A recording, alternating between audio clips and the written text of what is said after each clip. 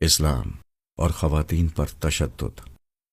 کیا اسلام بیویوں پر تشدد کو جائز قرار دیتا ہے؟ یہ وہ بنیادی مسئلہ ہے جو قرآن مجید کے ایک طالب علم کے سامنے اس وقت آ جاتا ہے جب وہ سورہ نساء کی آیت 34 کا مطالعہ کرتا ہے، جس میں بظاہر عورتوں کو مارنے کی اجازت دی گئی ہے۔ تاہم ہمارے نزدیک اس معاملے کو سمجھنے کے لیے قرآنی آیات کا موقع محل سمجھنا ضروری ہے۔ میاں بیوی کے تعلق سے شوہروں کو جو اصل ہدایت دی گئی ہے وہ اس آیت سے ذرا قبل اس طرح بیان ہوئی ہے: ایمان والوں، اپنی بیویوں سے بھلے طریقے کا برتاؤ کرو، اس لیے کہ تمہیں وہ پسند نہیں ہے تو ہو سکتا ہے کہ تم کوئی چیز ناپسند کرو اور اللہ اسی میں تمہارے لیے بہت بڑی بہتری پیدا کر دے۔ النساء آیت 19۔ میاں بیوی کے تعلق میں یہ ہے کہ وہ اصل آیت جو شوہروں کو حکم دیتی ہے کہ چاہے بیوی ناپسند ہو تب بھی اس کے ساتھ حسن سلوک کے ساتھ پیش آؤ۔ اس کے بعد بیوی کو مارنے کا کوئی تصور نہیں کیا جا سکتا ہے۔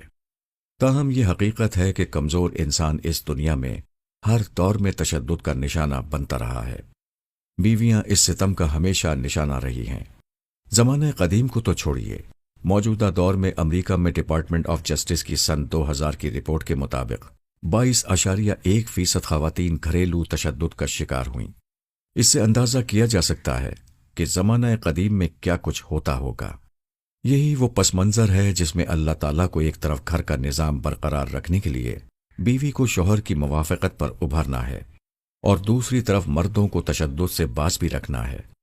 چنانچہ اسی پس منظر میں اللہ تعالیٰ نے سورہ نساء کی آیت 34 میں ارشاد فرمایا: مرد عورتوں پر قوام ہیں، اس لیے کہ اللہ نے ایک کو دوسرے پر فضیلت دی ہے، اور اس لیے کہ مرد اپنا مال خرچ کرتے ہیں، پھر جو نیک عورتیں ہیں وہ فرما بردار ہوتی ہیں، رازوں کی حفاظت کرتی ہیں، اس بنا پر کہ اللہ نے بھی رازوں کی حفاظت کی ہے۔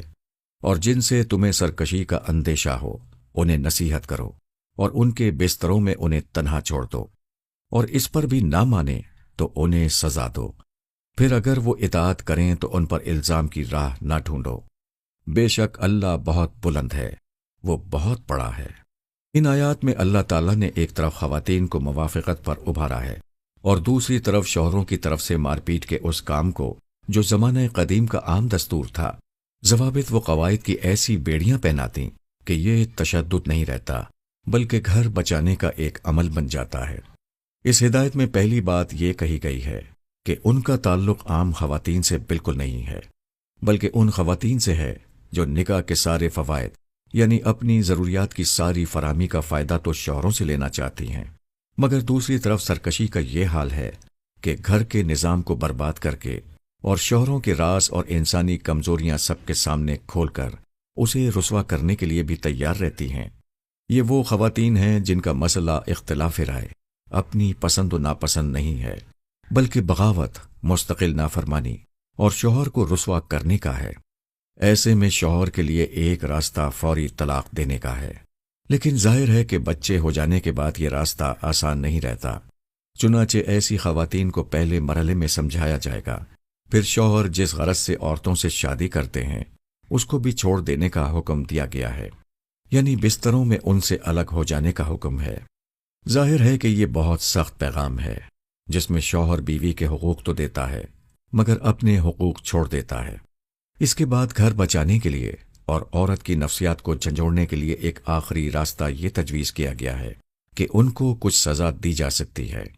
رسول اللہ صلی اللہ علیہ وسلم نے اس کی نوعیت کو بالکل واضح کرتے ہوئے بتا دیا کہ یہ کسی قسم کا تشدد نہیں ہوگا، بلکہ جیسے ایک ماں اپنے بچے کی تادیب کے لیے کچھ ہلکی پھلکی ضرب لگا دیتی ہے اتنا ہی معاملہ ہونا چاہیے۔ حدیث کے الفاظ غیر مبررہ کے ہیں، یعنی وہ سزا جو پائیدار اثر نہ چھوڑے۔ مسلم رقم 2950۔ اس تفصیل سے یہ بات بالکل واضح ہے کہ ان آیات کا تعلق عام خواتین سے ہرگز نہیں، جیسے کہ قرآن واضح ہے کہ اصل ہدایت یہ ہے کہ بیوی چاہے ناپسند ہو تب بھی اس سے اچھا برتاؤ کرو۔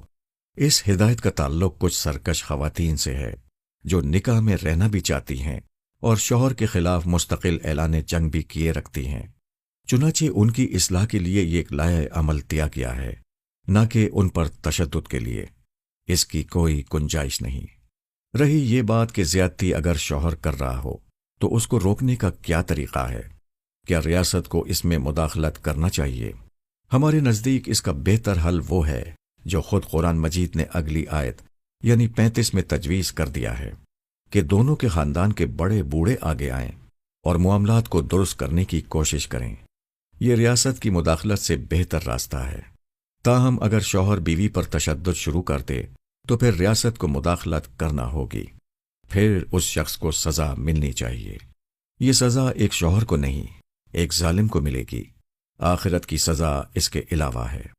آخری بات یہ ہے کہ اس آیت کا ایک واضح پیغام شوہروں کے لیے ہے، وہ یہ کہ انہوں نے ان ابتدائی 2 مراحل اور بیویوں کی بغاوت اور سرکشی کی کسی کیفیت کے بغیر محض غصے میں آ کر معمولی اختلاف رائے پر بیویوں پر ہاتھ اٹھایا تو وہ اللہ کے مجرم ہیں۔